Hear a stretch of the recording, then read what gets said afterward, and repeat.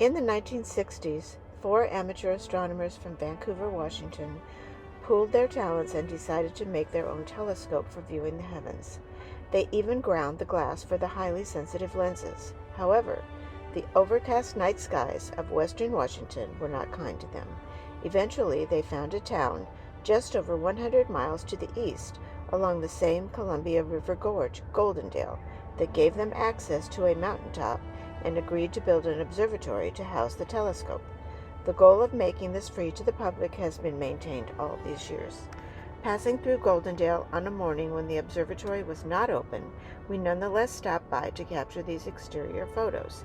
There's a solar walk around the observatory with the planets spaced relative to the sun, and a human sundial which showed both of us casting a shadow at 11 a.m.